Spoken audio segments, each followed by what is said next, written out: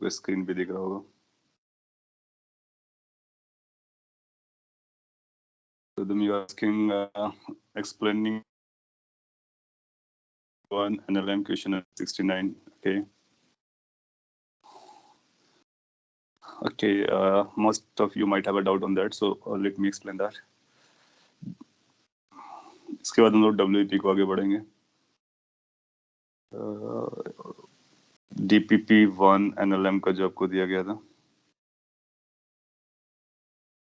उस पे एक लास्ट क्लास है जब भी उसका डिस्कशन था, so we were talking about some points.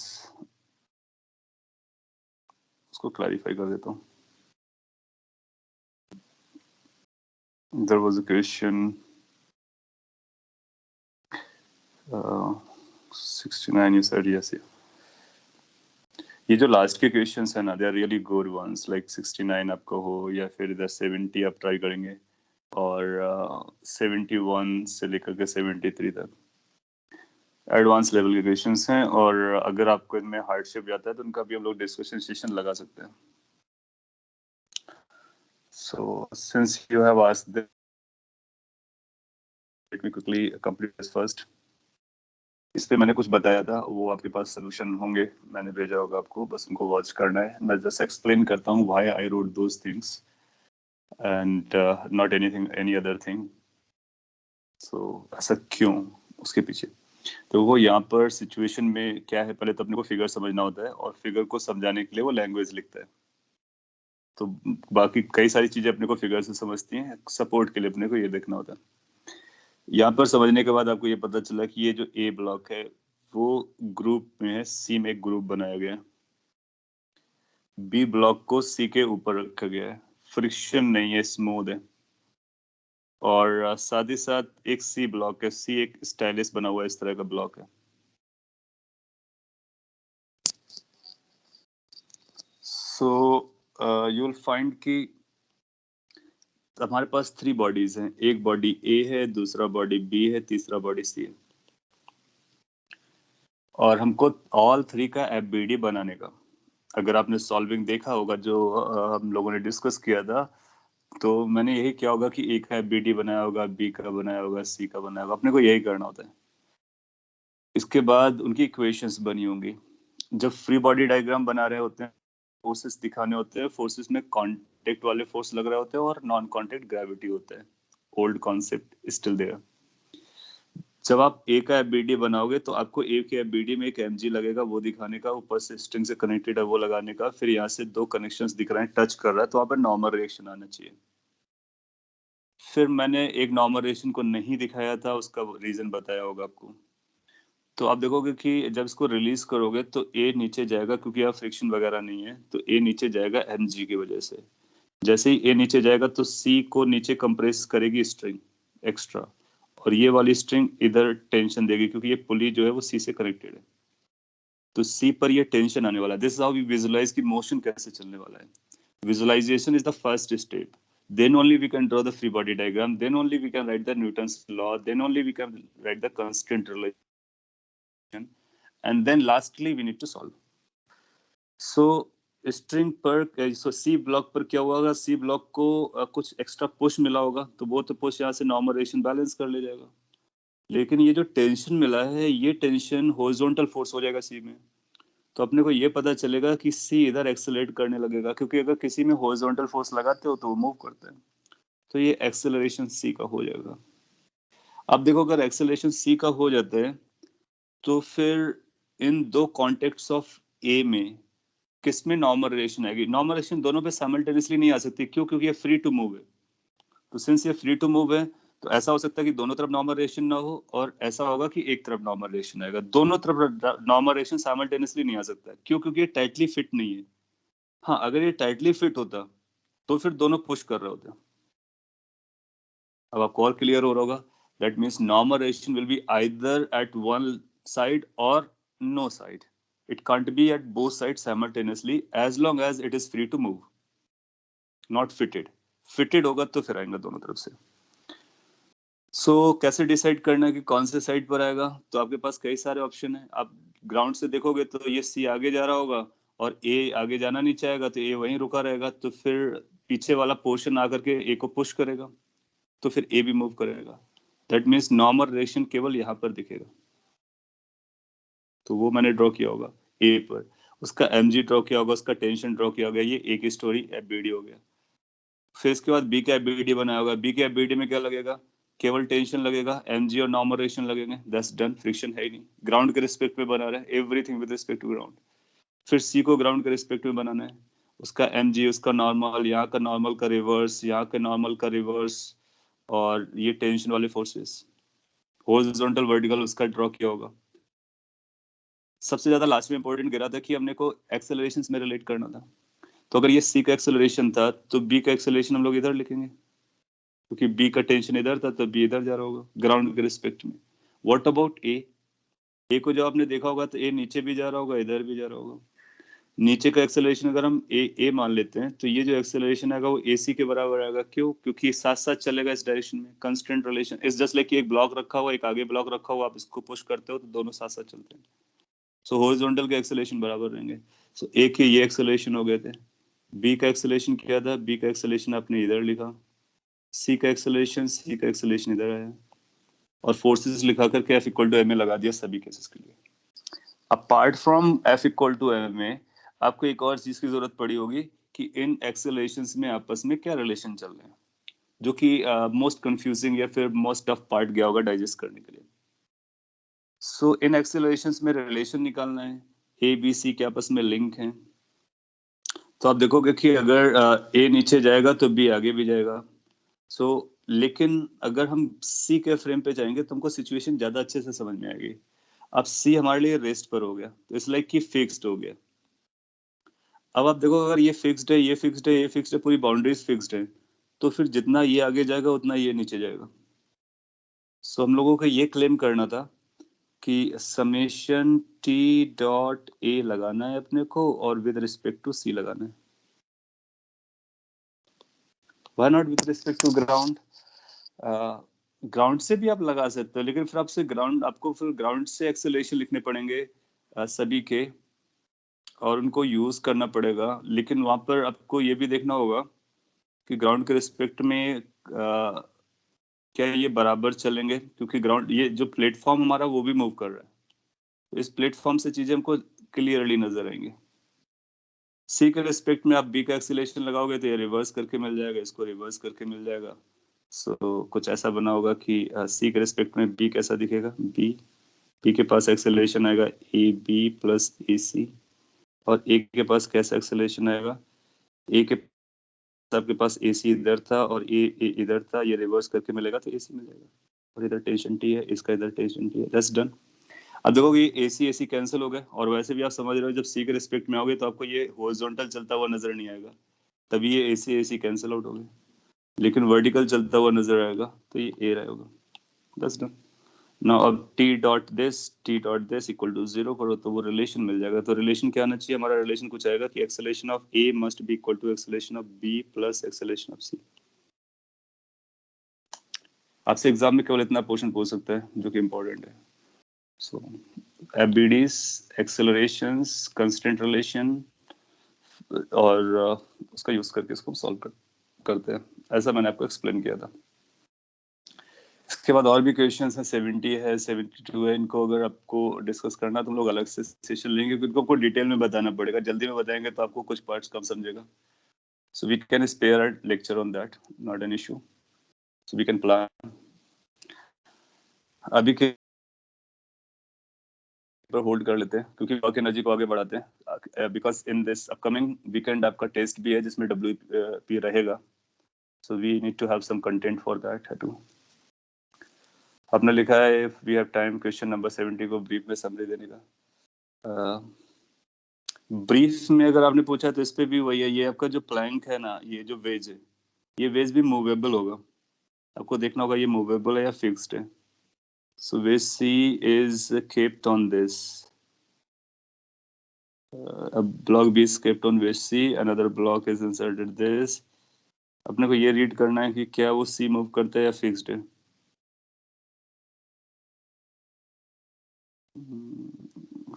Fixed support on wedge, S is a fixed support on which all surfaces are smooth. इसका मतलब स्मूथ सरफेस पर वो मूव करेगा. So what to do is this कि जब ये story होगी तो सी इधर जा रहा होगा, इसका एक्सेलरेशन ऐसे पकड़ लो. क्यों इधर जा रहा होगा? क्योंकि नॉर्मल रेशन इधर लग रही है सी पर, उसका एक कंपोनेंट इधर आएगा जो इधर लेके जाएगा. जब सी का बीडी बनाओगे तो इसका नॉर्मल रेशन आएगा, इस नॉर्मल रेशन का ये कंपोनेंट लगेगा तो इधर जाएगा सी.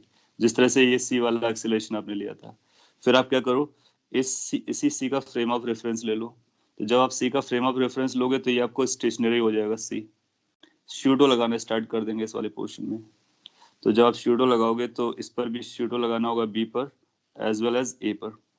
होगा क्या, बी इधर जाएगा सी के रिस्पेक्ट में, और बी के रिस्पेक्ट में ए ऊपर नीचे जाएगा. तो यहाँ पर पहले आप सी का रिस्पेक्ट लोगे, फिर बी को पढ़ोगे, बी के रिस्पेक्ट में ए को पढ़ोगे, और फिर इसको सॉल्व करोगे. C is fixed at stated in first line. In the figure shown C is fix. Okay, मैं यहीं से पढ़ना स्टार्ट कर सेकेंड लाइन से, तभी ज्यादा कॉम्प्लिकेटेड लग रहा था. अगर सी फिक्स है तो फिर आपको ए सी लेने की जरूरत ही नहीं है, फिर तो आपके लिए केवल ये फिक्स हो गया है. अब बी और ए को पढ़ना है. सो अब बी का बी डी बनाओ, टी इधर लगाओ, इसका एक्सेलरेशन लगाओ, नॉर्मल लगाओ, और ये सब फ्रिक्शन तो है नहीं. ये थोड़ा सा कॉम्प्लिकेटेड हो जाता है अगर सी भी मूव कर रहा होता है. पहले इस ए सी लेते हैं और फिर इसके बाद में सारी स्टोरी करते हैं. वेरी फर्स्ट लाइन में सी लिख दिया है, फिक्स्ड है. सो इसके बाद इजी है. आप क्या करो कि बी का बी डी बनाओ, ए का बी डी बनाओ, और बी के रिस्पेक्ट में ए का motion up side down side होगा. That's all. उस कंस्टेंट को लगा करके सॉल्व कर सकते हो. we can have a lecture for a discussion of these things. इसके साथ साथ कुछ और भी कॉम्प्लिकेटेड क्वेश्चन लोग पिक कर लेंगे maybe on the later stage. ये 69 आपने हमसे पूछा था, I asked you to ask, तो आपने समझ लिया होगा. Can we come to the WEP because अपना लेक्चर टाइम भी 1 आवर से कम ही बचा है, 1 आवर ही बचा है. सो इसको हम लोग कंप्लीट करते हैं. ओके, सो क्या क्या बताया वर्क में, मैं आपको रिकॉल करा था. We were talking about the definition of work, इसकी value, scalar quantity, sign, convention and all that thing. Definition goes like F dot D R, F force का वर्क डन, और इनिशियल पोजीशन से final position. So ये अपना work done की definition होती है, no matter कौन सा फोर्स है, नो मैटर कौन सी सिचुएशन है. जिस फ्रेम मतलब उसी फ्रेम से फोर्स, उसी फ्रेम से डिस्प्लेसमेंट लिखना होता है. That's done. फिर दोनों का वेक्टर, डॉट प्रोडक्ट, वो सारी कहानियां. देन आफ्टर आपने ये बोला था कि अगर एफ हमारा कांस्टेंट गिरता है, दैट मीन्स वो चेंज नहीं होता है, then we have a simplified version of it. That means there's no integration, it's simply dot product. So this can be utilized whenever f is a constant. जब f constant नहीं होता है, variable होगा तो क्या करेंगे वो बताते हैं. सो इसके हम लोगों ने कुछ एग्जांपल भी किए थे, और भी एग्जांपल करेंगे. तो उससे पहले हम लोग इसका वेरिएबल वाला केस देख लेते हैं.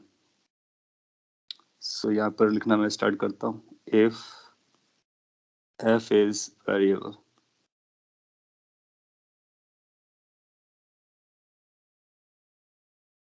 तो वो variable general category, general statement है, I mean like general condition है.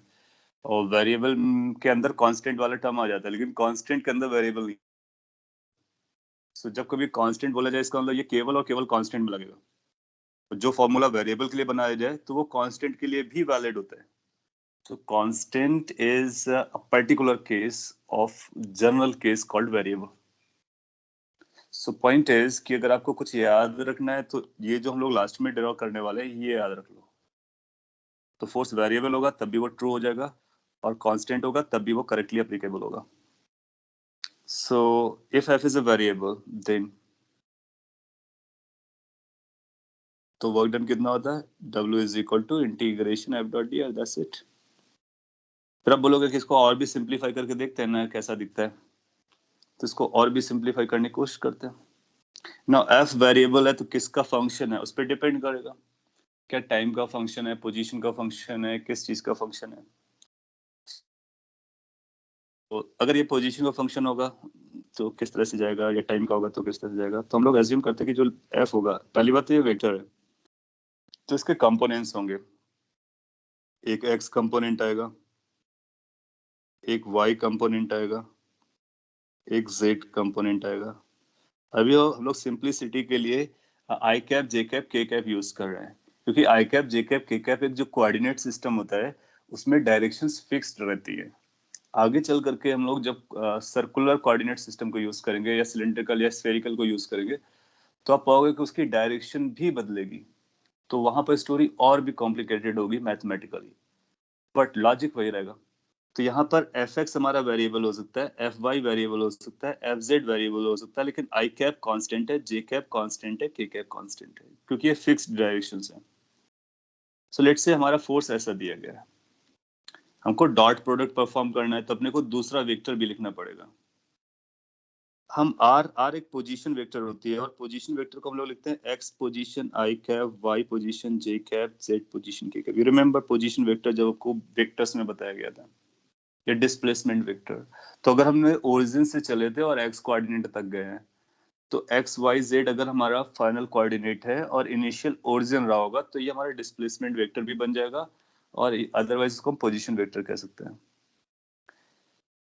अगर ये हमारा आर है तो डी आर क्या होगा? यहाँ से हम लोग डी आर निकालते हैं, डी मतलब डिफरेंशिएशन। सो अगर हम डिफरेंशिएशन लगाएंगे तो डिफरेंशिएशन अपने को दोनों तरफ लगाने का। And you must be aware of कि हम डिफरेंशिएशन में डी अपॉन डी टी भी लिख सकते हैं, और डी टी को हटा करके केवल डी से भी स्टार्ट कर सकते हैं।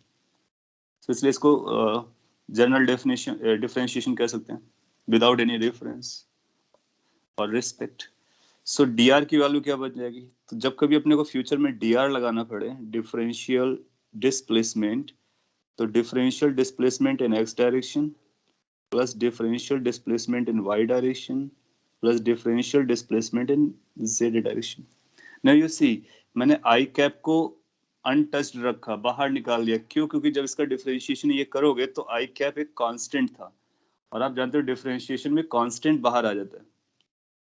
सपोज कर लीजिए आई कैप हमारा वेरिएबल रहा होता है, या फिर यहाँ पर कोई और डायरेक्शन लिखी होती जो वेरिएबल होती, तो हमको यहाँ पर प्रोडक्ट रूल लगाना पड़ता। फर्स्ट फंक्शन का differentiation second as such, second का डिफरेंशिएशन फर्स्ट एज सच, तो डायरेक्शन भी डिफरेंशिएट होती है। सर्कुलर मोशन इसके बाद आने वाला है, उसमें हम लोग उसको भी देखेंगे। अभी के लिए आई कैप, इसका मतलब जब कभी आई कैप जे कैप के कैप आता है तो लाइफ इजी होती है, क्योंकि डायरेक्शन हमारी फिक्स रहती है, डिफरेंशिएट इंटीग्रेट करने में उससे कोई ज्यादा ट्रबल नहीं आती है। एनीवे अगर आपको ये दो कंडीशन समझ में आते हैं, या फिर जो वैल्यूज समझ में आती हैं, तो क्या हम एफ डॉट डी आर कर सकते हैं? क्योंकि हमारा जो इंटरेस्ट है पहले वेक्टर्स पता करना, देन आफ्टर उनका डॉट करना, फिर जो भी डॉट के बाद आया उसको इंटीग्रेट करना। That's what we want. We know कि जो डिफरेंशिएशन होता है, सॉरी डिफरेंशिएशन तो यहाँ पे कर लिया, जो डॉट प्रोडक्ट होता है वो आई कैप जे कैप के कैप के टर्म में हम लोग बहुत आसानी से जानते हैं। So this will be basically this vector dot this vector. I am hopeful you can catch कि अगर हम दोनों का डॉट डायरेक्टली करते हैं तो आप बोलते हो आई कॉफिशिएंट आपस में मल्टीप्लाई कर जाते हैं, वाई कॉफिशिएंट जे कॉफिशिएंट आपस में मल्टीप्लाई कर जाते हैं, और के कॉफिशिएंट आपस में मल्टीप्लाई कर जाते हैं। तो ये F X D X, F Y D Y, F Z D Z बन जाता है। नाउ यहाँ पर अब कोई डॉट नहीं है। क्यों? क्योंकि ये नंबर्स हैं, डॉट खत्म हो गया, वेक्टर इज ओवर। और ये x कंपोनेंट ऑफ फोर्स को dx के साथ मल्टीप्लाई करना है, y कंपोनेंट ऑफ फोर्स को dy के साथ मल्टीप्लाई करना है, z कंपोनेंट ऑफ फोर्स को dz के साथ मल्टीप्लाई करना है। अपने को इसका इंटीग्रेशन चाहिए था जो कि वर्क है, तो क्या अपने को इसका इंटीग्रेशन लगेगा? आप जानते हो इंटीग्रेशन एक्सपेंडेबल होता है, डिस्ट्रीब्यूटेबल होता है, तो इसको डिस्ट्रीब्यूट करेंगे, एफ एक्स डी एक्स एक अलग से इंटीग्रेशन आ जाएगा, एफ वाई डी वाई एक अलग से इंटीग्रेशन आ जाएगा, एफ जेड डी जेड एक अलग से इंटीग्रेशन आ जाएगा। सो ये हमारे पास जनरल फॉर्मूला बन गया किस कंडीशन के लिए? यू विल से कि उस कंडीशन के लिए जब फोर्स हमारा वेरिएबल होगा। और ये आपको रिलेटिवली इजी लगेगा। क्यों? क्योंकि इसमें हमको डॉट नहीं करना है, इसमें हमको वेक्टर्स नहीं ट्रीट करने, इसको हमको केवल नंबर्स ट्रीट करने हैं। फोर्स गिवन होगा तो एक्स कंपोनेंट पता करेंगे, वाई कंपोनेंट पता करेंगे, जेड कंपोनेंट फोर्स का पता करेंगे। जो कंपोनेंट एब्सेंट होगा उसको 0 बोल देंगे। फिर x को dx से, y को dy से, z को dz से मल्टीप्लाई करेंगे और इनका सेपरेट इंटीग्रेशन करेंगे। दैट मीन्स इसका इंटीग्रेशन सेकंड वाले इंटीग्रेशन से कोई कनेक्शन नहीं है, थर्ड का उससे कोई कनेक्शन नहीं है। सो 3 इंटीग्रेशंस का addition will become the work done. So ये work done by x component of force, y component of force and z component of force का वर्क डन है। कॉपी कर लीजिए।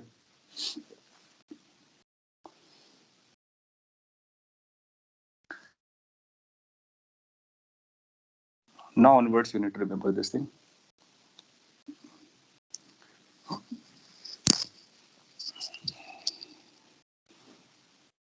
हम लोग एग्जाम्पल पिक करेंगे और उसको सॉल्व करेंगे, यूज करने की कोशिश करेंगे। अब इसमें सपोज कर लीजिए एफ एक्स कॉन्स्टेंट है, कोई फर्क नहीं पड़ता, एफ एक्स कॉन्स्टेंट है तो बाहर आ जाएगा, एफ वाई कॉन्स्टेंट है बाहर आ जाएगा, एफ जेड कॉन्स्टेंट है बाहर आ जाएगा, नहीं कॉन्स्टेंट होगा अंदर रहेगा, इंटीग्रेट कर लेंगे हम लोग। हाँ, कुछ पॉइंट्स हमारे लिए अभी भी इम्पोर्टेंट रहेंगे कि एफ एक्स को एक्स का वेरिएबल फंक्शन होना चाहिए, एफ वाई को वाई पर डिपेंडेंसी होनी चाहिए, एफ जेड की डिपेंडेंसी जेड पर होनी चाहिए। अगर हमारा एफ एक्स पे वाई आने लगा और वाई में जेड आने लगा तो फिर हमको इंटीग्रेट करना टफ हो जाएगा, लेकिन एक्सप्रेशन यही रहेगा। तो क्वेश्चन पे डिपेंड करेगा कितना इजी देता है, कितना डिफिकल्ट देता है, but yes we can use this expression. Let me give an example, it will help you.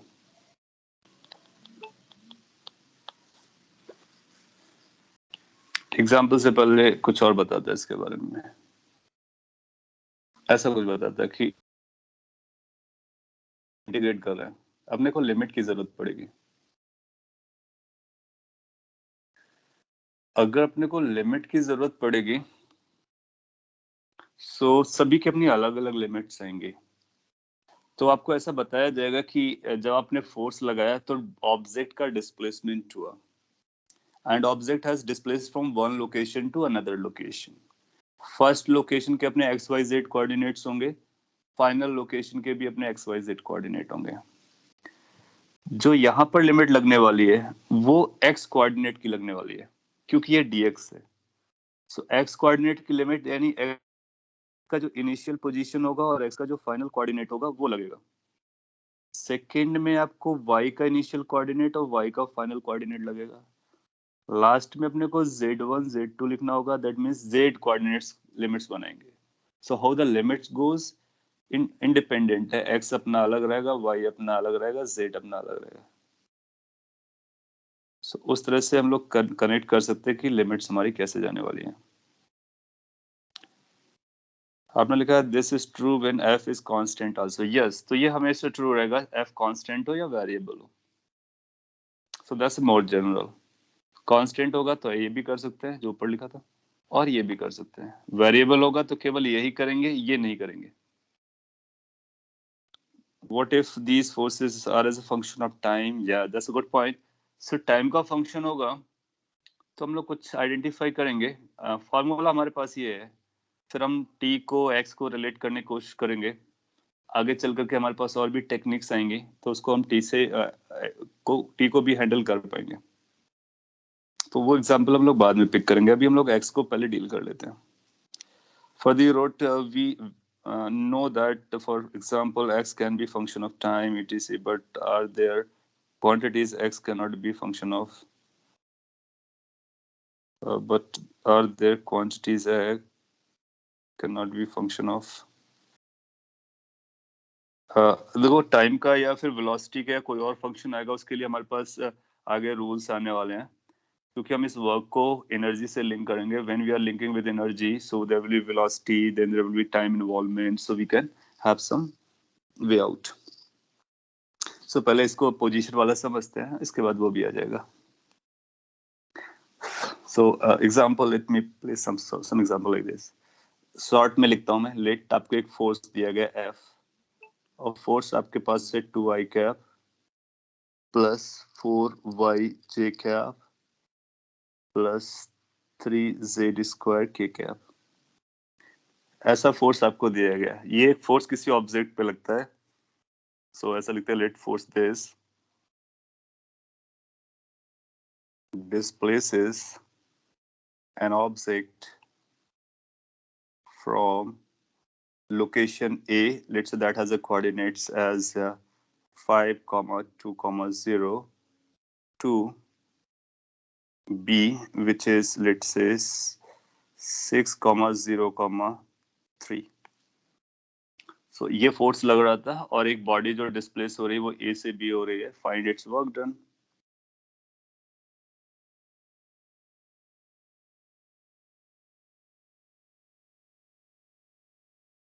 आप ट्राई कर सकते हो, मैं एक्सप्लेन कर रहा हूँ बट आप यहाँ पे ध्यान दे सकते हो.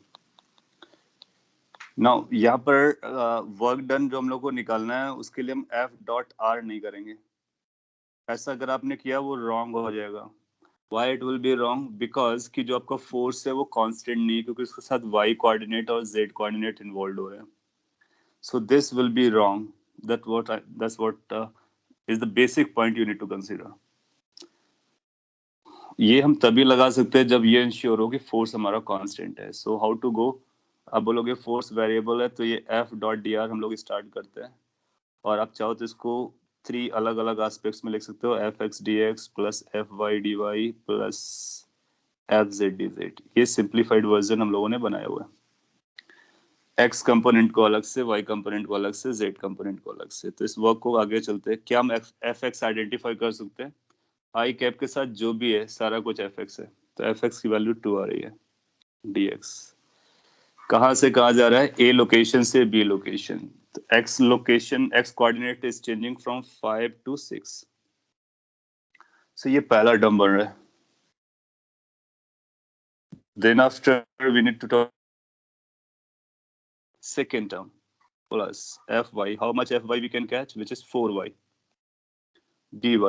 Y is running from 2 to 0. So initial y is 2, final y is 0.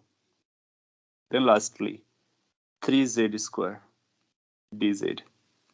And z is running initially from 0 to finally at 3. So आप इसको carefully समझिए कि मैंने क्या किया है.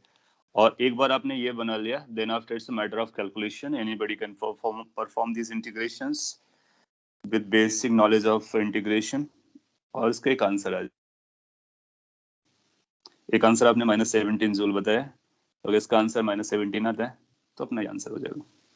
और जो भी आएगा वही हम लोग उसको एक्सेप्ट कर लेंगे. और ये एक न्यूमेरिकल आंसर आएगा of course, because final position, initial position of force अपने को पता है. कोई स्टेप बताना है. ये एफ एक्स डी एक्स कैसे आया, एफ वाई डी वाई कैसे आया, एफ जेड डी जेड कैसे आया, लिमिट्स कैसे लगाया. कोई भी चीज अगर आपने चेंज कर दी तो गड़बड़ हो जाएगा. Initial to final. So initial limits corresponding for x, y, and z. You must have got it. So solve करता हूँ मैं. 2 बाहर आ जाएगा. dx का इंटीग्रेशन x बनता है. लिमिट इनिशियल टू फाइनल लगाते हैं. यहाँ से y का इंटीग्रेशन y स्क्वायर बाई 2 बनेगा. तो बेसिकली 4/2 आ जाएगा. 4 पहले से था, 2 बाद में आया और ये y स्क्वायर बन रहा है. लिमिट 2 to 0 जा रहा है. 3 बाहर आएगा, z³/3 आएगा. तो 3 से 3 कर देंगे, ये z³ बनेगा.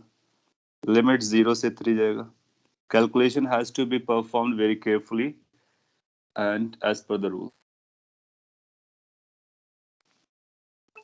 Whatever this number goes to, that will become your answer.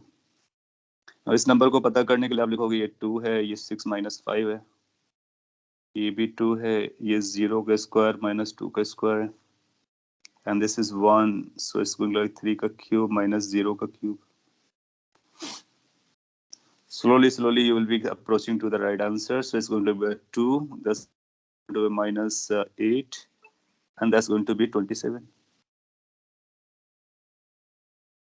So ये 29 - 8 हो जाएगा, तो 21 जैसा कुछ अपने को नजर आ रहा है. अगर सब ऐसा यूनिट पर है तो जूल में आंसर दे दोगे. अगर यूनिट अलग है तो यूनिट का ख्याल करना है. So that will become your answer. Steps को वॉच कीजिए, मैंने एक्सप्लेन किया हुआ है. और अगर आपको स्टेप समझ में आ रहा है, बहुत अच्छी बात है. कैलकुलेशन के लिए आपको थोड़ी सी प्रैक्टिस करनी पड़ेगी. और अगेन यू कैन विजुलाइज कि हमारे लिए कितना इंपॉर्टेंट है. कौन से चैप्टर लाइक वेक्टर्स, उनका dot product, calculus, that means integration, definite and indefinite, definite में लिमिट रखना ये और अगर हम लोगों ने बेसिक मैथमेटिक्स नहीं की होती तो शायद हम ये वर्क डन परफॉर्म नहीं कर पा रहे होते और इस आंसर तक नहीं पहुंच पा रहे होते. So whatever the time we have devoted, that was very important. आपको भी उसको रिस्पेक्ट करना है और उसको बार बार रिवाइज करना है if you are lagging. Question मैं आपको देता हूँ just for the sake of your practice. अगर सभी लोग खुद से आंसर निकाल देंगे सेम लॉजिक को फॉलो करते हुए, then we can go ahead. अब देखो क्या होगा ना, क्वेश्चन में क्या डिफिकल्टी बना सकता है. एफ एक्स को कॉम्प्लेक्स कर सकता है, इसको कॉम्प्लेक्स कर सकता है, इसको कॉम्प्लेक्स कर सकता है. How does it matter? हम यहाँ पर रखेंगे, जो भी बोलेगा इंटीग्रेट करेंगे. प्रॉब्लम अगर आएगी ठीक है, इंटीग्रेशन ज्यादा टफ कर देगा तो उसको हम लोग बाद में देखेंगे, क्योंकि मैथ्स में भी आपको ओवर द टाइम इंटीग्रेशन ज्यादा बताया जाएगा तो वो भी आप फास्ट हो जाओगे. जनरली फिजिक्स में बहुत ज्यादा इंटीग्रेशन टफ नहीं करता है, क्योंकि उसका पर्पस आपसे मैथ्स टेस्ट करना नहीं है, उसका पर्पस फिजिक्स टेस्ट करना है. इसलिए जनरली मैथ्स को इजी रखने की कोशिश करते हैं, बट कुछ मैथ्स तो लगती है. Late me give another example. सभी लोग केयरफुली टाइम लेकर के सॉल्व करें. Fast answer is not required, correct answer is required. So short में मैं लिखता हूँ कि एक फोर्स है अपने पास. वो फोर्स है x+2 i cap -3 j cap plus 6 z⁵5 k cap. ये एक आपको फोर्स दिया गया है और ये डिस्प्लेस करता है, displaces an object from origin, या फिर ऐसा लिखते हैं फ्रॉम ए ओरिजिनल लेट्स से टू बी जो एक पॉइंट है उसके बारे में ये लेट्स से 2,8,1. सिंपल रखने की कोशिश की है मैंने. करेक्ट आंसर रिक्वायर्ड है. Find its work done.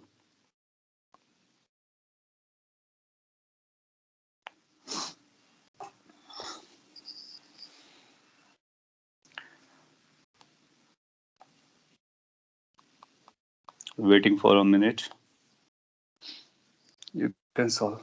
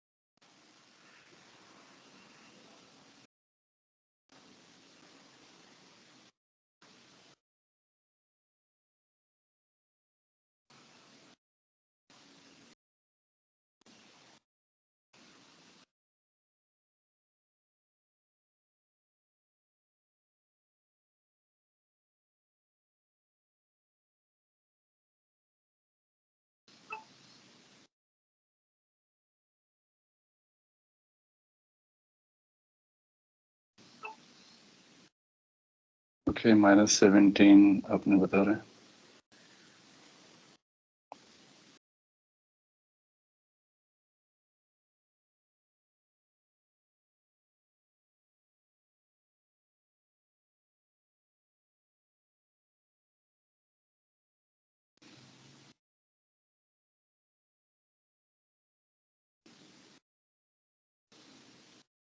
-21 and -17 ये दो आंसर है अभी तक.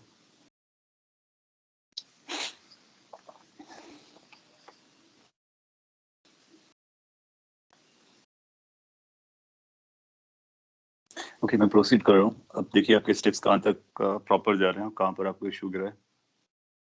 सो since it's a variable force, तो आप इसको ऐसे लिखोगे कि this is going to be F X D X integration F Y D Y plus integration F Z D Z.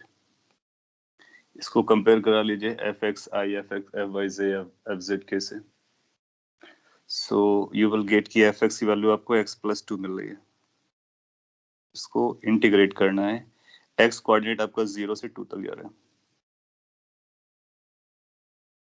Then after F Y के बारे में बात करनी है, एफ वाई की वैल्यू -3 है, ये -3 आ रहा है, डी वाई रहेगा, और Y coordinate varies from 0 to 8। From Z पर आएंगे, 6 जेड पावर 5 है, डी जेड हो जाएगा, Z varies from 0 to 1। So check with integration, अगर आपने ये बनाया इसका मतलब आपने एक स्टेप प्रॉपरली लिया है। फिर इसके बाद इसका इंटीग्रेशन था। इंटीग्रेशन में अपने को पता होता है कुछ रूल्स होते हैं, and you must be knowing those rules. जब इसका इंटीग्रेशन करना है, सो आप बोलोगे पहले एक्स का इंटीग्रेशन करेंगे, टू का भी करेंगे, दोनों को सेग्रीगेट कर सकते हैं, अलग अलग कर सकते हैं, या फिर एक साथ कर सकते हैं, चॉइस अपनी है। तो एक्स का इंटीग्रेशन आप जानते हो एक्स स्क्वायर बाई 2 आएगा, 2 में 2 बाहर हो जाएगा, एक्स आ जाएगा, 0 से 2 लिमिट हो जाएगी। सो एक्स का इंटीग्रेशन एक्स बाई 2, और 2x में से 2 बाहर आ गया तो 1 बनेगा, बेसिकली dx बनेगा, dx का इंटीग्रेशन x होता है। यहाँ से भी -3 बाहर आ जाएगा, वो dy का इंटीग्रेशन y बनेगा, तो केवल y आएगा 0 से 8। हो सकता है कि काफी समय से आप न किया हो तो थोड़ा सा हार्ड जा रहा हो, मत करोगे तो आपको समझेगा। फिर यहाँ से आप देखोगे 6 बाहर आ जाएगा, z की पावर आएगा n+1 that is 6 divide by 6, 0 से 1 तक लेके जाना है।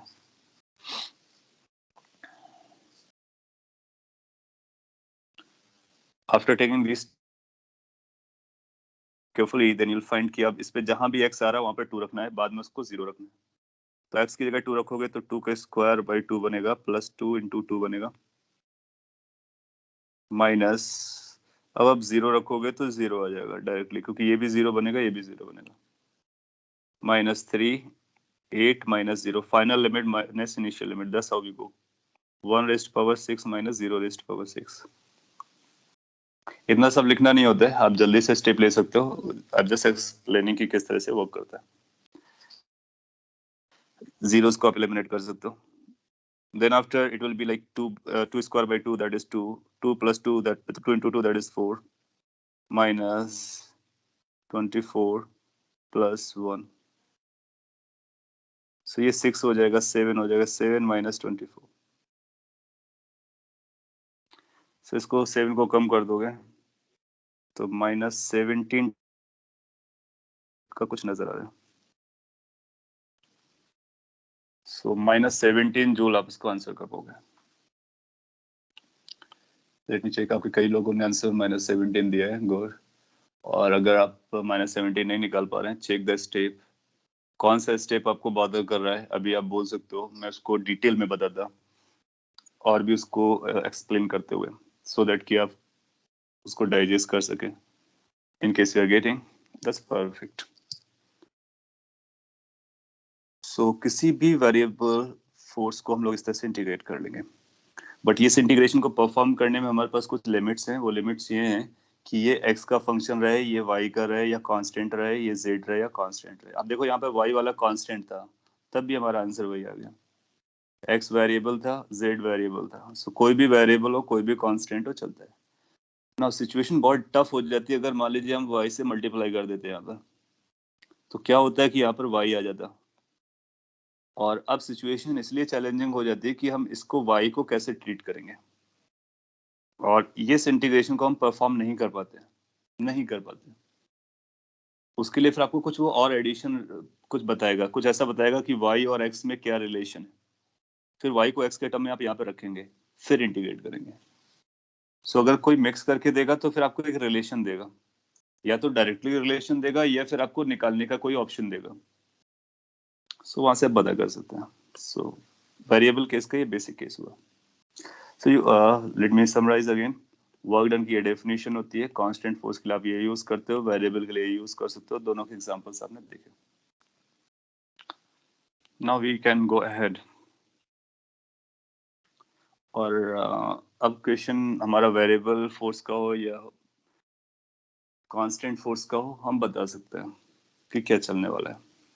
सिंस हम लोगों ने वेरिएबल फोर्स का वर्क डन अभी देखा है, तो अपने लिए लॉजिकल ये होगा कि स्प्रिंग के फोर्स का वर्क डन लिख करके याद रख लेते हैं। तो रेटिंग कुछ ऐसा लिख सकते हैं, work done by spring, work done by spring force.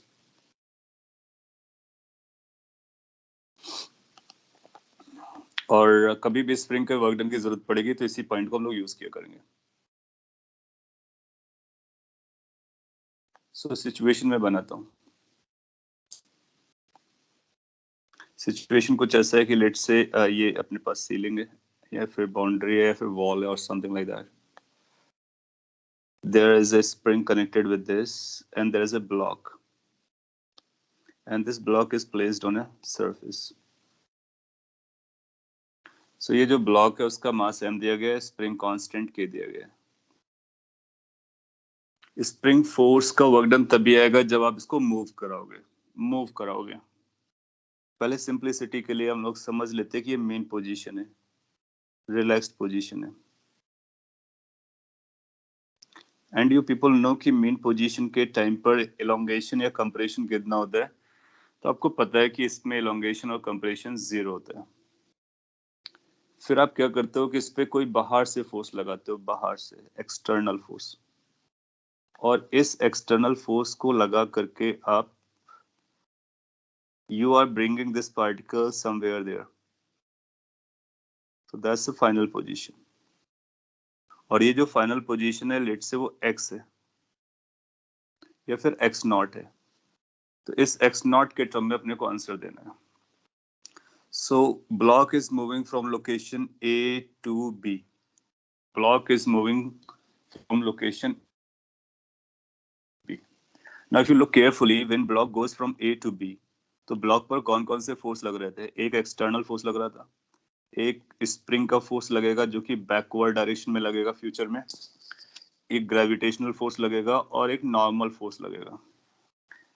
आपसे वो सभी के वर्क डन पूछ सकता है। ग्रेविटी का अगर मैं आपसे पूछता हूँ कि ए से बी जाने पर ने कितना वर्क किया होगा, कैन यू आंसर? तो पहले मैं आपसे छोटे छोटे क्वेश्चंस पूछता हूँ orally. How much work gravity force will perform when block goes from A location to B location? It's a horizontal floor.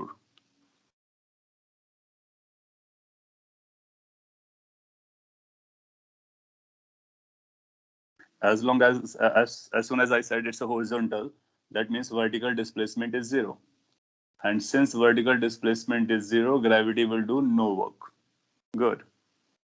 So मैं यहाँ पे शॉर्ट पे कहीं लिख देता हूँ ताकि आपको याद भी रह जाएगा कि work done by gravity is going to be equal to 0 when it goes from A to B. Gravity का वर्क डन किस पर? ब्लॉक पर।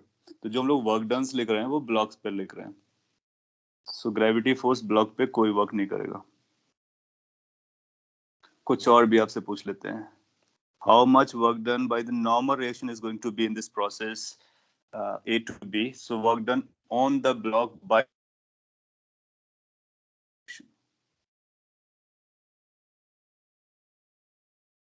again you are going to say it's 0. Yes, good, because normal reaction and displacements, they are going to be perpendicular to each other, just like gravity के साथ था।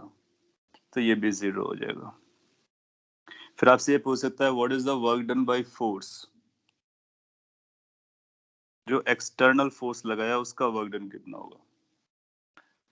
तो जब कभी ऐसा क्वेश्चन पूछा जाए तो आप ब्रेन में इमीडिएटली एक क्वेश्चन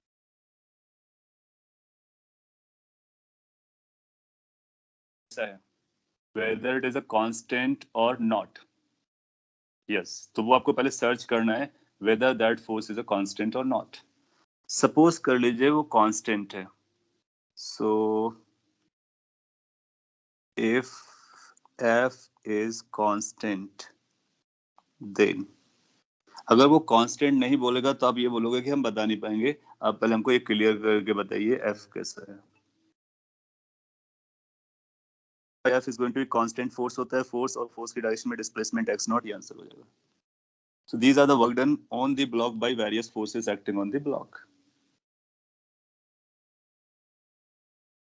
ब्लॉक का अभी तक हम लोगों ने ब्लॉक पे लगने वाला एक्सटर्नल फोर्स का वर्क डन निकाल लिया, ग्रेविटी का वर्क डन के बारे में बात कर ली, नॉर्मल के बारे में बात कर ली. अभी तक स्प्रिंग के बारे में बात नहीं की मैंने. यहाँ पे डिटेल में बात करने वाले हैं कि स्प्रिंग का फोर्स कितना वर्क करेगा. So, स्प्रिंग का फोर्स कितना वर्क करेगा ये अपने को देखना है. तो हम लोग क्या किस तरह से आगे प्रोसीड करेंगे. लेट्स से कि जब ये किसी x डिस्टेंस पे था, यहाँ पर ब्लॉक यहाँ पे रहा होगा. लेट्स उसको मैं ऊपर बना देता हूँ. सो इस पर्टिकुलर सिचुएशन में ब्लॉक पर क्या स्प्रिंग फोर्स एक्ट कर रहा होगा. ऑफ कोर्स एक्ट कर रहा होगा. किधर एक्ट कर रहा होगा. Towards the mean position act कर रहा होगा. और अगर पूरा बीडी बनाना चाहे तो एफ इधर एक्ट कर रहा होगा, एम जी इधर एक्ट कर रहा था, नॉर्मल इधर कर रहा था. ये आपका कंप्लीट एफ बीडी है किसी भी जनरल लोकेशन पे. एफ कौन उसका वर्क, एम जी का भी वर्क डन हो गया. ये स्प्रिंग फोर्स जो बचा है इसका वर्क डन अपने को चाहिए. एक छोटा सा पॉइंट तो कि ये जो स्प्रिंग का वर्क डन आएगा वो जीरो आएगा या पॉजिटिव आएगा या नेगेटिव आएगा. ये डिसीजन आप ले सकते हो और करेक्ट ले सकते हो. The work done by the spring on the block will be zero, positive और negative. Then you will see कि स्प्रिंग का फोर्स पीछे की तरफ था, डिस्प्लेसमेंट आगे की तरफ है और displacement of force opposite direction में है, hence it has to be negative. Yes. So now I'm writing the language. Work done by spring force on the block. Last class में मैंने आपको बताया था कि किसका वर्क डन किस पर किसके रिस्पेक्ट में. तो यहाँ पर रिस्पेक्ट हमारा ग्राउंड चल रहा है और ब्लॉक पर करना है, निकालना है. सो आप बोलोगे कि अगर आपको work done by spring force block पे निकालना है, so that will be defined as work done is equal to integration spring force dot displacement. और फिर आप देखोगे कि अगर इसको एक्स वाई जेड डायरेक्शन जैसा कुछ बनाया जाए, सो एज की एक्स कंपोनेंट और वाई कंपोनेंट और जेड कंपोनेंट. जब आप एक्स कंपोनेंट लिखोगे तो स्प्रिंग का जो फोर्स आ रहा है वो एक्स कंपोनेंट में ही आ रहा है, लेकिन ये अपोजिट डायरेक्शन में है तो डॉट करने में नेगेटिव हो जाएगा. ये बनेगा minus F S P magnitude of S P D x. और y वाला टर्म जीरो होगा, z वाला भी टर्म जीरो होगा, क्योंकि y z डायरेक्शन में ये फोर्स है ही नहीं. तो इनको ना भी दिखाएंगे तब भी चलेगा. अगर आप दिखाना चाहते हो तो इस तरह से लिख सकते हो कि other components are zero. Moreover कि स्प्रिंग फोर्स कितना होता है. स्प्रिंग फोर्स kx होता है, क्योंकि मैग्नीट्यूड है, डायरेक्शन हम लोगों ने डॉट प्रोडक्ट में लिख लिए. सो ये cos 180 भी बोल सकते थे इसको. सो ये आएगा माइनस इंटीग्रेशन kx dx. और x कहां से कहां तक रन करेगा. अगर मीन पोजीशन से स्टार्ट हुआ है, बी केयरफुल, अगर मेन पोजीशन से स्टार्ट हुआ है तो इनिशियली x हमारा जीरो रहेगा, फाइनली x हमारा x नॉट हो जाएगा. कई बार क्वेश्चन ऐसा बोलेगा कि x1 लोकेशन से x2 लोकेशन तक बताइए, तो x1 x2 को लगा देंगे. So this is being calculated from mean position to B position. So generally वो मीन पोजीशन से मिलेगा मोस्टली. अगर कहीं बीच से बीच में मिलता है तो उसको भी हम लोग हैंडल कर सकते हैं. सो अब आप इसको देखोगे कि क्या इसकी वैल्यू आएगी माइनस के. एक्स का इंटीग्रेशन क्या बनेगा, x square by two. Limits will go from 0 to x naught. So final answer will become minus k x naught square by 2. So that's going to be the work done. So कभी भी अपने को spring force का work done निकालना हो, starting from mean position, you can recall this kx square by 2. kx square by 2 is the work done. Plus minus कब होगा. Plus minus हम कि हमारा फोर्स और डिस्प्लेसमेंट कैसे जा रहा था. अगर हम मेन पोजीशन से इधर जा रहे हैं तो एफ और एक्स अपोजिट थे तो नेगेटिव आएगा. ऐसा भी बोल सकता था अगर हम बी से ए की तरफ आ रहे होते हैं, तो अगर हम बी से ए की तरफ आएंगे तो एक्स हमारा इधर आएगा, एफ एक्स हमारा मेन पोजीशन की तरफ है तो पॉजिटिव हो जाएगा. आंसर यही आएगा बट पॉजिटिव हो जाएगा. So whenever we go from mean position to away, it's negative. When we come towards the mean position, work done is positive because force की direction mean position की तरफ. Got it? So if you got it, so that's the purpose. आपको repeat करने की जरूरत है. So मैं फिर से बोल देता हूँ. सिंस ये वेरिएबल फोर्स था तो आप ये लगाओगे, एक्स कंपोनेंट पे चल रहा है तो वाई जेड जीरो होंगे, और ये कितना होगा फोर्स के x, direction opposite why because x हमारा अपोजिट है और एफ अपोजिट है, तो ये डायरेक्शन दिखी है. डॉट प्रोडक्ट में इनका डॉट प्रोडक्ट कैसा जाएगा, you know cos 180, so -1.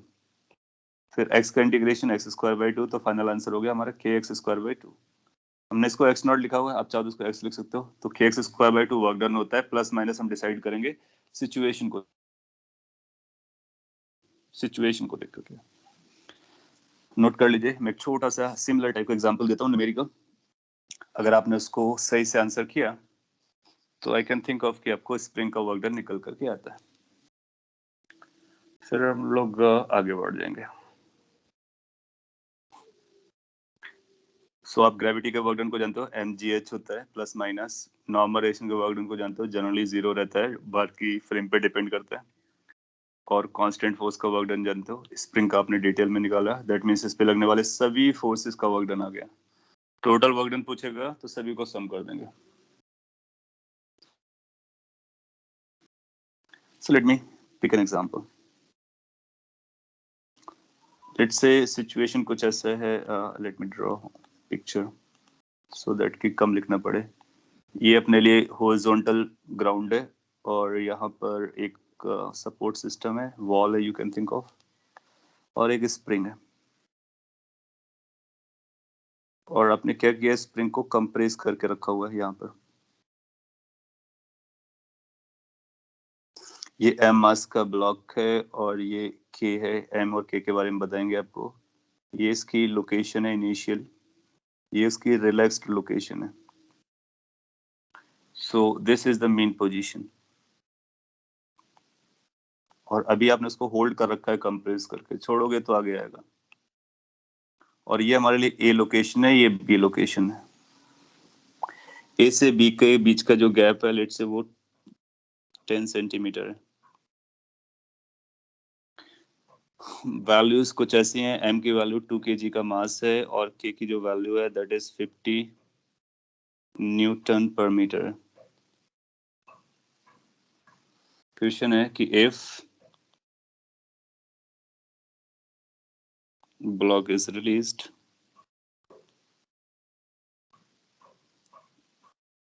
on a smooth surface,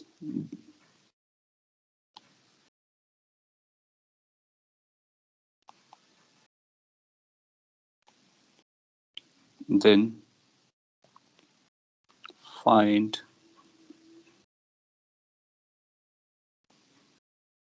work done by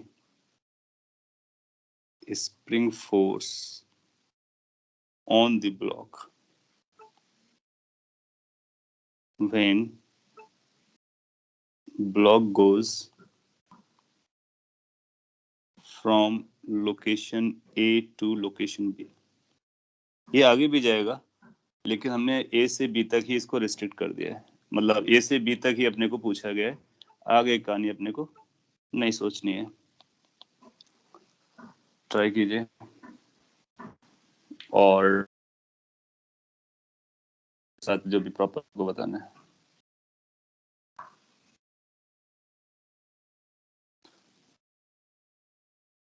So -0.25 है, पॉजिटिव वर्क डन पॉजिटिव 0.25 है, 0.25. सो यहाँ से अपने को तो पहले ये डिसाइड करना कि पॉजिटिव आएगा या नेगेटिव आएगा. So when you are going to look at the displacement, you will find कि यहाँ से यहाँ तक जाएगा, ये डिस्प्लेसमेंट है. और स्प्रिंग का फोर्स ऐसा लग रहा होगा, पुश कर रहा होगा, क्योंकि स्प्रिंग का फोर्स हमेशा मीन पोजीशन में होता है. तो ब्लॉक पर स्प्रिंग का फोर्स कैसा लग रहा है वो समझना है और डिस्प्लेसमेंट कितना है वो समझना है.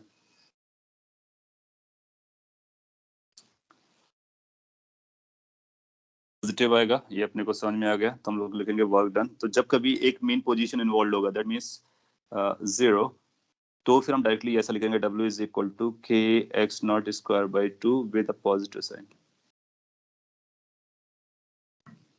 क्योंकि इस मेन पोजीशन केस में इलोंगेशन कंप्रेशन कितना होता है वो 0 हो जाता है। अगर मेन पोजीशन नहीं होगा तो हम x2 square minus x1 square करके बोलेंगे, फाइनल पोजीशन का स्क्वायर माइनस इनिशियल इलोंगेशन और कंप्रेशन का square. So this will become equal to k which is 50 by 2 x not square which is centimetre पर है, ध्यान देने का, तो ये 0.1 मीटर हो जाएगा, उसका स्क्वायर कर दोगे। So that will require 100, so that will be 1 by 4 joule और 0.25 जूल करेक्ट आंसर हो जाएगा। पॉजिटिव आएगा, वो आपको दोनों ऑप्शन देगा, पॉजिटिव और नेगेटिव, श्योर कि हम पॉजिटिव लिखते हैं। कहीं कोई और सिचुएशन आए तो आपको इसको याद रखना है। हम स्टार्ट करते हैं kx का इंटीग्रेशन, तो kx का इंटीग्रेशन करना है, एक्स स्क्वायर बाई 2 आएगा। इनिशियल लिमिट क्या है, फाइनल लिमिट क्या है, बस उसी को लगाना होगा। इनिशियल लिमिट का मतलब इनिशियल इलोंगेशन, फाइनल लिमिट का मतलब फाइनल इलोंगेशन और कंप्रेशन।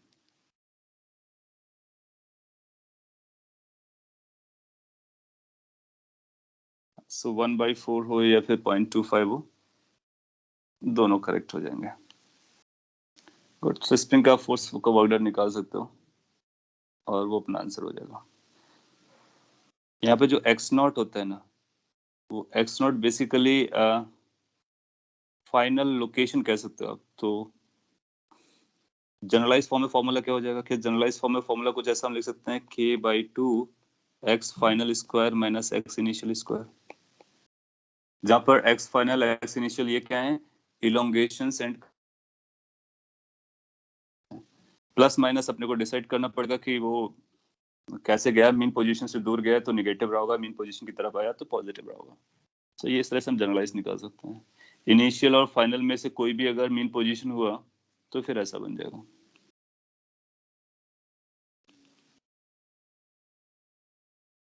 लिखा रहते हैं ताकि आपको याद भी रह जाए। सो work done by variable force आपने समझ लिया, उसका भी समझ लिया। सो कई तरह के फोर्सेस का वर्क डन आपने देखा। अब इन वर्क डन के बेसिस पर हम फोर्स को कैटेगराइज करते हैं, कंजर्वेटिव एंड नॉन कंजर्वेटिव। ऐसा नाम हमने आपको पहले भी बताया है। अब इसका उसको हम लोग डिटेल में पढ़ने वाले हैं। उससे पहले एक और एग्जांपल पकड़ लेते हैं और फ्रिक्शन का वर्क डन के बारे में बात कर लेते हैं, फ्रिक्शन के वर्क डन के बारे में, क्योंकि वो भी काफी इंपॉर्टेंट है। वर्क डन बाय फ्रिक्शन, सो अपने जो इंपॉर्टेंट फोर्सेस थे वो कवर हो जाएंगे, उनका वर्क डन कवर हो जाएगा। ना फ्रिक्शन में कई तरह के फ्रिक्शन हम लोगों ने देखे हैं, स्टैटिक है, काइनेटिक है। सो किसका वर्क डन आपको चाहिए उस पर डिपेंड करता है। सो कोई भी वर्क डन आपको चाहिए, आपको यहाँ से स्टार्ट होना पड़ेगा, friction dot D are, that's all. अब आपको फ्रिक्शन पहले आइडेंटिफाई करना पड़ेगा, उसकी वैल्यू आइडेंटिफाई करना पड़ेगा, जहां फ्रिक्शन लग रहा है वो पॉइंट कितना डिस्प्लेस हो रहा है उसके बारे में बात करना पड़ेगा, फिर दोनों को इंटीग्रेट कर लेना होगा। जनरली क्या रहेगा, जो काइनेटिक फ्रिक्शन होगा वो कांस्टेंट होगा और स्टैटिक फ्रिक्शन भी जनरली कांस्टेंट रहता है, जो भी होता है वो कांस्टेंट ही रहता है। तो कांस्टेंट होगा तो इसको बाहर निकाल करके एफ डॉट डी आर कर लेंगे, एफ डॉट आर कर लेंगे। तो यही फॉर्मूला अपने को लगाना है ना। अब सिचुएशन पे डिपेंड करेगा। अच्छा, डी आर क्या होगा, डी आर वो होगा जहां पर फ्रिक्शन एक्ट कर रहा है वो पॉइंट कितना मूव कर रहा है। तो डी आर ऐसा होगा, the displacement of the point on which the friction acts moves. तो जिस पॉइंट पर फोर्स लग रहा होता है, देखो होता क्या है, मैं इसको और डिटेल में बताता हूँ। सपोज कर लीजिए कि आपने कोई फोर्स, कोई भी फोर्स क्यों ना हो, यहाँ पर लगाया, इस पॉइंट पर, ये ए पॉइंट पर लगाया, एफ फोर्स लगाया, तो ये बॉडी हमारी डिस्प्लेस हो जाती है आर से, तो हम लोग बोलते हैं एफ आर हमारा आंसर हो गया। लेकिन इसमें हम लोग ये मान के चलते हैं कि पूरी की पूरी बॉडी हमारी जा रही है। ऐसा भी तो हो सकता है कि बॉडी वहीं रहे, ये पॉइंट आगे चला जाए, ये फोर्स लगाने से वो उसके इनसाइड में पुश हो जाए, पेनिट्रेट कर जाए। तो हमने को बॉडी का मूवमेंट ना देखने के बजाय जो मेन पॉइंट है वो ये कि जहां पर फोर्स लगा वो पॉइंट कितना डिस्प्लेस हुआ। लेट से बॉडी वहीं रहे और ये पॉइंट अगर हमारा आगे शिफ्ट हो गया अंदर ही बॉडी के, तब भी इसका वर्क डन आ जाएगा। क्यों? क्योंकि उसके लिए ये डिस्प्लेसमेंट हुआ। सो पॉइंट इसके हम लोग डिस्प्लेसमेंट देखते किसका है? बॉडी का नहीं, the point of action of force. So where the force is acting, how much distance that is travelling, वो डिस्प्लेसमेंट और फोर्स आपस में मल्टीप्लाई होते हैं। और अगर पूरा बॉडी चल रहा है तो जाहिर सी बात है कि जितना बॉडी चलेगा उतना ही ये पॉइंट चलेगा, तो इसलिए हम बॉडी के साथ उसको रिलेट कर लेते हैं। तो अपने को एक बात और क्लियर हो जाना चाहिए कि जो डिस्प्लेसमेंट है वो बॉडी का नहीं भी हो सकता है, लेकिन वो किसका होना चाहिए? Point of application of force. जैसे कि एग्जांपल के तौर पर अगर मैं कुछ बोलता, काइनेटिक फ्रिक्शन अगर है, तो इसी को पहले थोड़ा सा और डिटेल में लिख देता हूं ताकि फॉर्मूला जैसा कुछ लगे। Kinetic friction. So kinetic friction की वैल्यू, इसमें एफ की वैल्यू एफ की आ जाएगी। एफ के की वैल्यू क्या होती है? म्यू इनटू नॉर्मल रिएक्शन होती है जनरली। अब ऐसा भी हो सकता है कि वो म्यू को फंक्शन ऑफ एक्स दे देगा, तो फिर अपने को इंटीग्रेट करना पड़ेगा। अगर म्यू कांस्टेंट है, नॉर्मल रिएक्शन कांस्टेंट है, तो ये कांस्टेंट रहेगा। अगर ये कांस्टेंट रहता है तो वर्क डन कितना हो जाएगा? वर्क डन आएगा integration mu normal reaction D R cos theta. आप देखोगे कि फ्रिक्शन हमेशा टेंजेंशियली लगता है, दैट मीन्स वेलोसिटी के डायरेक्शन में या उसके अपोजिट लगता है। तो यहाँ पर थीटा के दो ऑप्शन होंगे, या तो थीटा 0 आएगा या फिर थीटा 180 आएगा। दैट मीन्स या तो kinetic friction opposite to the velocity act कर रहा होगा या फिर in the direction of velocity act कर रहा होगा। अब आप इसको मिक्स मत करना। कैसे मिक्स नहीं करना है, अभी हम एग्जांपल्स को और हाईलाइट कर देंगे। फिर आपके दिमाग में अगर ये क्वेश्चन आ रहा है कि क्या फ्रिक्शन की डायरेक्शन वेलोसिटी की डायरेक्शन में हो सकता है? बिल्कुल हो सकता है। क्या उसको वेलोसिटी के अपोजिट हो सकता है? बिल्कुल हो सकता है। फिर जो हम लोगों ने पढ़ा था वो क्या था? वो ये था कि जो रिलेटिव वेलोसिटी होता है ना, वो उसको अपोज करता है, वेलोसिटी को अपोज नहीं करता है। इनफैक्ट आप जब वॉक करते हो तो आपकी वेलोसिटी एक्सल फ्रिक्शन की वजह से ही तो आती है। एनीवे उसके बारे में हम लोग बात कर लें। तो पॉइंट है कि या तो 0 आंसर आएगा या फिर 180 आएगा। तो 0 आएगा तो प्लस होगा, 180 आएगा तो माइनस हो जाएगा। इसकी वैल्यू हम लोग लिखेंगे प्लस और माइनस डिपेंडिंग अपॉन की फ्रिक्शन की direction as well as displacement की डायरेक्शन किस तरह से चलेगा। तो cos थीटा की वैल्यू cos 0 या cos 180 में कन्वर्ट हो गए, प्लस माइनस बन जाएगी। म्यू कांस्टेंट होगा, नॉर्मल रिएक्शन कांस्टेंट होगा, डिस्प्लेसमेंट कांस्टेंट होगा। एस डिस्प्लेसमेंट है, ये डिस्टेंस आप बोल सकते हो, स्ट्रेट लाइन पे चल रहा है, बेसिकली ये डिस्टेंस होगा। सो इस फॉर्मूले को आप याद रख सकते हो whenever you are going to calculate the work done by kinetic friction. फिर भी अपने को केयरफुल रहना है किस बात के लिए? कि क्या म्यू कांस्टेंट है, एन कांस्टेंट है। अगर इनमें से कोई भी बदला तो अपने को ये यूज करना है। यहाँ पर एस क्या है? S is distance travelled, not displacement, distance travelled.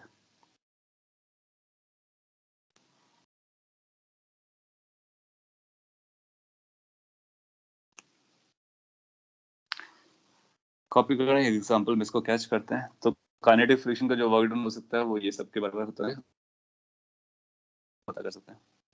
पहले तो मैं हाईलाइट कर देता हूँ ये 0 180 कैसे हो सकता है, अगर आप कंफ्यूजन में जा रहे हैं। तो लेट्स से कि अगर अपने पास कुछ ब्लॉक्स हैं, एक ब्लॉक ये, दूसरा ब्लॉक ये, और ये ग्राउंड पर रखा हुआ है। And let's say you are applying a force on this. तो अगर आपने इस पे फोर्स लगाया और लेट्स से स्मूथ है, सो यू विल फाइंड कि लेट्स से m1 है और ये m2 है। फ्रिक्शन इसका भी डिस्प्लेसमेंट आगे होगा, इसका भी डिस्प्लेसमेंट आगे होगा, तो दोनों का डिस्प्लेसमेंट आगे आने वाला है।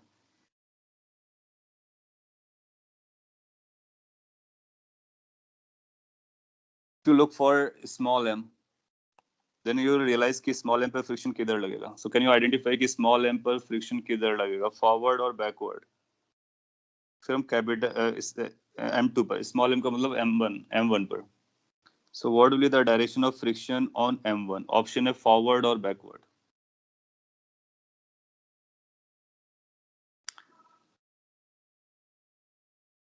काइनेटिक स्टैटिक क्या है वो तो हम लोग बाद की बात कर सकते हैं, बट इतना जरूर आइडेंटिफाई कर सकते हैं कि फ्रिक्शन M1 पर किधर लगेगा। सो आपको पता चलेगा कि M1 पर फ्रिक्शन फॉरवर्ड लगेगा। m2 पर फ्रिक्शन बैकवर्ड लगेगा। अगर ये डिसाइड करने में अभी आपको इश्यू जा रहा है, let me know, this is basic thing. Friction हम लोगों ने काफी टाइम तक समझा है। फॉरवर्ड, क्यों फॉरवर्ड होगा? क्योंकि आपने फोर्स किस पे लगाया, m2 पर, तो m2 आगे जाना चाहेगा, तो m2 आगे जाना चाहेगा। तो m2 अगर आगे जाना चाहेगा तो m2 पर फ्रिक्शन पीछे आएगा, और m1 कहीं नहीं जाना चाह रहा था, तो अगर m2 पर पीछे आए तो m1 पर आगे आएगा। और कॉमन सेंस से भी समझ सकते हैं, क्योंकि m1 को चलेगा, तो m1 को आगे कौन लेके जा सकता है? नॉर्मल रेशन बिल्कुल नहीं ला जा सकता है, ग्रेविटी बिल्कुल नहीं ले जाके जा सकता है, इसका मतलब फ्रिक्शन जो आ रहा होगा वही ले जा जाएगा। ये जो एफ फोर्स लग रहा है वो m1 पर नहीं है, ये m2 पर है। m1 पर फ्रिक्शन गया होगा, ये फ्रिक्शन उसको आगे लेके जाएगा। तो आप देखोगे अगर आप m1 पे वर्क डन निकालना चाहते हो फ्रिक्शन का, तो पॉजिटिव आएगा, और अगर m2 पर फ्रिक्शन का वर्क डन निकालना चाहते हो तो निगेटिव आएगा। सो work done by friction can be positive, can B negative. इसीलिए थीटा की वैल्यू 0 और थीटा की वैल्यू 180 की जो बात थी वो यहाँ पर देख सकते हो। इस वाले केस में थीटा 0 आ रहा है, इस वाले केस में थीटा की वैल्यू 180 आ रही है। कौन सा थीटा? थीटा इज जो यहाँ पर यूज किया जा रहा है। सो यूल फाइंड कि इस वाले केस में जो वर्क डन आएगा वो पॉजिटिव आएगा, फ्रिक्शन का वर्क डन, जबकि इस वाले केस में वर्क डन बाय फ्रिक्शन कैसा आएगा? निगेटिव आएगा। काइनेटिक होगा तो म्यू एन इंटू एस बोल देंगे, स्टैटिक होगा तो हम पता करेंगे एफ इंटू एस। सो कई बार एग्जाम में ये वर्ड यूज करता है, स्टेटमेंट यूज करता है कि वर्क डन बाय फ्रिक्शन हमेशा निगेटिव होता है। तो आप बोलोगे ऐसा जरूरी नहीं है, work done by friction positive भी हो सकता है, निगेटिव भी हो सकता है, जीरो भी हो सकता है। जीरो कब होगा? जब वो ना हो रहा हो, तो work done by friction negative हो सकता है। जीरो भी हो सकता है, पॉजिटिव भी हो सकता है। So you remember work done by friction can be positive, negative as well as zero. और स्टैटिक फ्रिक्शन के लिए बोल सकते हो आप ऐसा, काइनेटिक फ्रिक्शन के लिए भी आप ऐसा बोल सकते हो। हालांकि काइनेटिक फ्रिक्शन होगा तो वो स्लेट स्लाइड कर रहा होगा, सिंस ये फ्रेम पे डिपेंड करता है, तो किसी फ्रेम से हमारा डिस्प्लेसमेंट जीरो आ सकता है, तो फिर जीरो भी हो सकता है। सो एटलीस्ट ये दो पॉइंट तो आपको समझ में आ रहा है, और ये दोनों के लिए ट्रू है, पॉजिटिव और नेगेटिव, काइनेटिक हो या स्टैटिक हो। और आपने ये देखा था नॉर्मल रिएक्शन वाले केस में भी देखा था कि हम अगर फ्रेम बदल देते हैं तो डिस्प्लेसमेंट हमारा जीरो नॉन जीरो जैसा कुछ हो जाता है। तो डिस्प्लेसमेंट अगर जीरो हो गया तो ये वर्क डन जीरो हो जाएगा। स्टैटिक फ्रिक्शन, अगर आपसे कभी ऐसा स्टेटमेंट बोलता है कि स्टैटिक फ्रिक्शन का वर्क डन हमेशा, वेदर ट्रू और फॉल्स, स्टैटिक फ्रिक्शन का वर्क डन हमेशा जीरो होता है, ट्रू और false?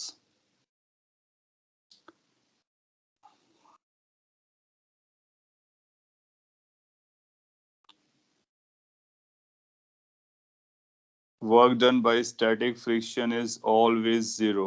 Work done by static friction is always zero, whether it's true or false.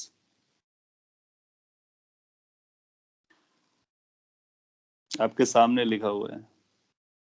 अगर ये ब्लॉक साथ साथ मूव करेंगे तो ये फ्रिक्शन कौन सा होगा? स्टैटिक होगा। अगर अलग अलग मूव करेंगे तो ये काइनेटिक होगा। हमेशा जीरो के बारे में बात करनी है, दैट मीन्स आपको सारे केस लेने हैं।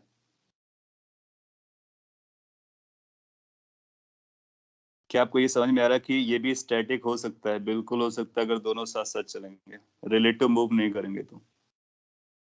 क्या उसका वर्क डन पॉजिटिव आ सकता है? बिल्कुल। क्या इसका वर्क डन नेगेटिव आ सकता है? बिल्कुल।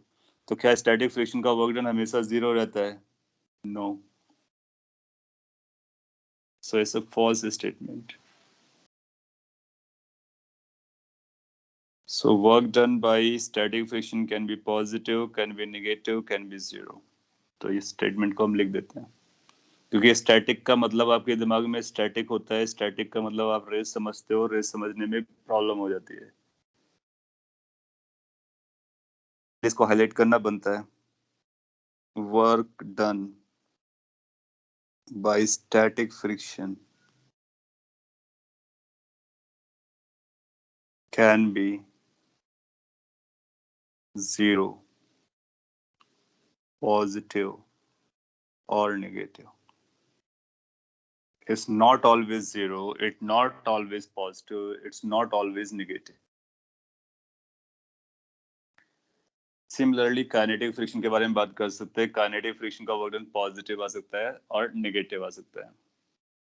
काइनेटिक फ्रिक्शन का वर्क डन जीरो के लिए फिर आपको फ्रेम को चेंज करना पड़ेगा, तो वहां से जीरो मिलेगा. नॉर्मली पॉजिटिव और नेगेटिव दोनों आएंगे. तो पॉइंट इज कि कोई भी फ्रिक्शन हो, वर्क डन हमारा कुछ भी आ सकता है.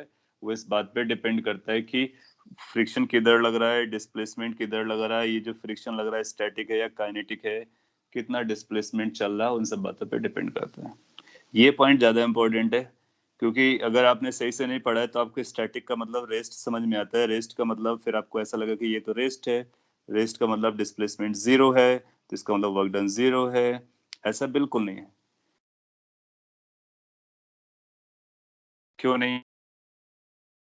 तो वो समझा नहीं तो मैं प्रीवियस स्लाइड पे दिखाता हूँ. अगर ये दोनों ब्लॉक साथ साथ चल रहे होंगे तो कौन सा फ्रिक्शन आएगा? तो स्टैटिक फ्रिक्शन आएगा. और जो पॉइंट है जहाँ पर फ्रिक्शन लग रहा है वो पॉइंट आगे जा रहा है, इसका मतलब उसका डिस्प्लेसमेंट भी हो रहा है, फोर्स भी लग रहा है, इसका मतलब ये कैसा है? स्टैटिक फ्रिक्शन का वर्क डन है. अगर ये ब्लॉक अलग अलग चल रहे हैं तो उनके डिस्प्लेसमेंट S1 S, तो भी अपना उनका वर्क डन आ जाएगा, वो काइनेटिक फ्रिक्शन आएगा. तो रिलेटिव स्लाइडिंग, काइनेटिक, सेम साथ साथ moving, static. Got it?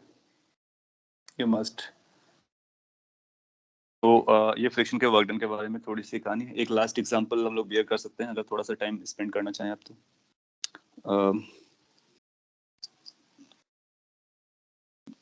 Let's say कि आपके पास एक पार्टिकल है, थोड़ा डिफरेंट तरीके से बनाते हैं जो कि नेक्स्ट क्लास में उसको आगे भी ले जाएंगे.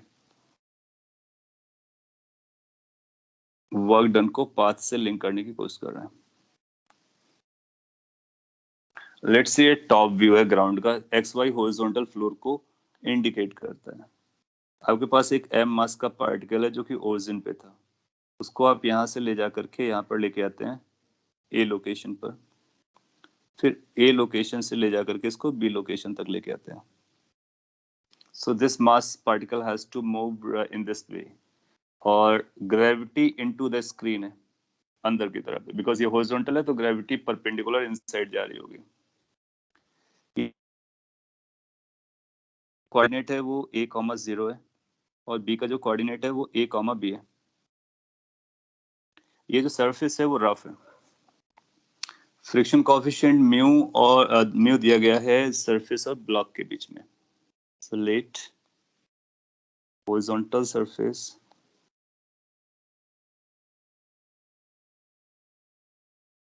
इज रफ, और उसका फ्रिक्शन कोएफिशिएंट म्यू दिया गया है. पार्टिकल आपका O से A जाता है और A से B जाता है. शॉर्ट में मैं लिख रहा हूं, अपने को आंसर्स देने हैं. Find work done.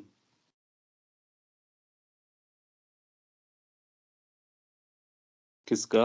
पहला, gravity force by gravity force. तो इस जर्नी में ग्रेविटी फोर्स ने कितना वर्क किया इस O से B जाने पर, ये अपने को बताना है. Gravity force is perpendicular to the screen and displacement is on the screen, so the displacement and forces are perpendicular to each other, and you will be identifying कि work done by gravity has to be zero. Perfect. By normal reaction, you will be able to identify that normal reaction will perform no work, because again the velocity and the displacement and the force both are perpendicular to each other. Good. Moving ahead. कौन सा friction लगेगा जब O से B तक जाएगा? Of course kinetic लगेगा. किधर लगेगा वो पता कर सकते हो. Question is work done by friction force. So how much work done by friction force is in this entire motion on the block, we need to identify. So that's a new question coming in. Friction का work done. अभी हम लोगों ने बात की friction का work done कैसे निकालते हैं, और उसके अकॉर्डिंग हम आंसर देंगे. किस पर निकालना है? ऑफ कोर्स ब्लॉक पर निकालना है. By friction on the block. Complete कर देता हूँ मैं.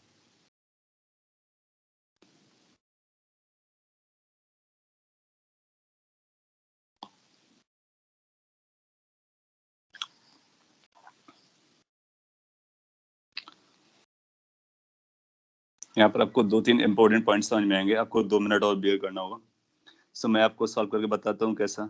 अच्छा, जो फ्रिक्शन आएगा वो काइनेटिक फ्रिक्शन आएगा, और क्या उसकी value mu into normal ration के बराबर होगी? बिल्कुल होगी। सिंस ए पार्ट पर हो या फिर ए बी पार्ट पर हो, हर पार्ट पर एन की वैल्यू कितना रहेगा? mg, तो म्यू mg हो जाएगा। जब आप ओ ए पार्ट पर जा रहे होगे तो फ्रिक्शन पीछे लग रहा होगा, जब ए बी पार्ट पे जा रहे होगे तो फ्रिक्शन पीछे लग रहा होगा। सो अपने को पता करना है work done by friction. You can start with this कि work done by friction is going to be constant force into displacement. Now जब आप इसको इंटीग्रेट करोगे तो आप ऐसा भी लिख सकते हो एफ डॉट आर, और आपको ओ से बी तक जाना है। आप पाओगे कि ओ से ए अलग पाथ है और ए से बी एक अलग पाथ है, तो इसको आप ऐसा लिख सकते हो ओ से ए तक हम एक फोर्स मिलेगा अपने को, और ए से बी तक दूसरा फोर्स मतलब वो डिफरेंट डायरेक्शन में जाएगा। इसको हम दो पार्ट में अलग अलग कर ले रहे हैं। जब आप ओ से ए वाले पार्ट के बारे में बात कर रहे होगे, सो फ्रिक्शन बैक साइड जा रहा होगा, डिस्प्लेसमेंट फॉरवर्ड जा रहा होगा, cos 180 लगेगा तो माइनस आ जाएगा।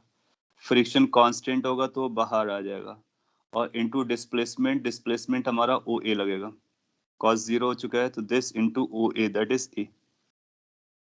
दूसरा टर्म के बारे में बात कर रहे होगे, तो यहाँ पर डिस्प्लेसमेंट इधर है dr, और आपका फोर्स नीचे है तो ये भी माइनस पे जाएगा।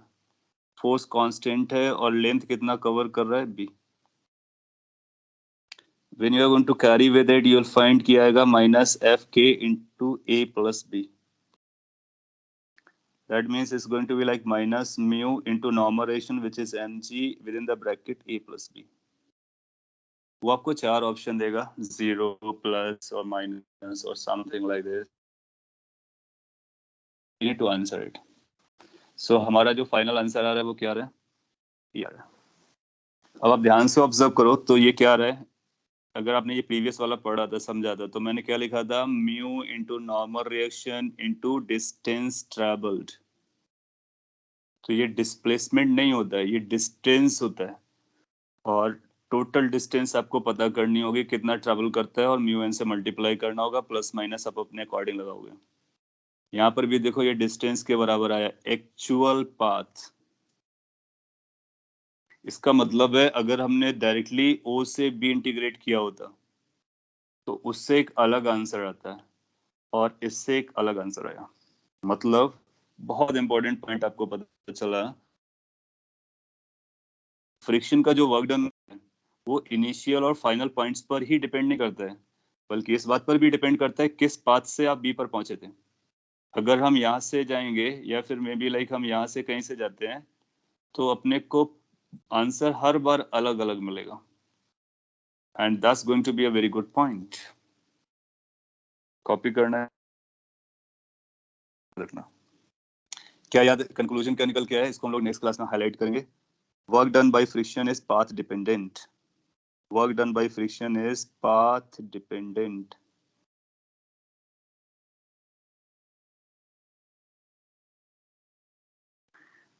और जिनका वर्क डन पाथ पे डिपेंडेंट होता है वो नॉन कंजर्वेटिव फोर्स कहा जाता है। इसका मतलब फ्रिक्शन हमारा नॉन कंजर्वेटिव कैटेगरी में आएगा। आपको याद होगा कंजर्वेटिव नॉन कंजर्वेटिव बोला था, तो उसमें फ्रिक्शन को हमने नॉन कंजर्वेटिव कैटेगरी में रखा था। हालांकि वहां पे मैंने वर्क डन जैसी डेफिनेशन नहीं यूज की थी। अब हम नेक्स्ट क्लास कि कब इसको किसको कंजर्वेटिव बोलना है, कब किसको कंजर्वेटिव नहीं बोलना है। सो पहला तो ये केयरफुल रहना है कि अपने को डिस्प्लेसमेंट नहीं चाहिए होता है, पाथ का एक्चुअल लेंथ चाहिए होता है, दैट मींस डिस्टेंस चाहिए होता है। वो कैसे आ रहा है, आप इसको जब परफॉर्म करोगे स्टेप बाय स्टेप तो अपने आप आ जाएगा। इसलिए एग्जाम के लिए इंपॉर्टेंट होता है, वो पहला ऑप्शन ये देगा √a² + b²। सो वहीं से ट्रैप हो जाओगे आप। और प्लस माइनस का भी ख्याल रखना है।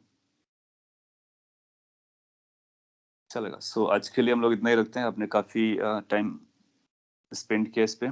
नेक्स्ट क्लास में इसको और भी आगे बढ़ेंगे और कुछ और भी वैरायटी ऑफ क्वेश्चंस को लेकर आएंगे। Hope you got it. Thank you guys, have a great time.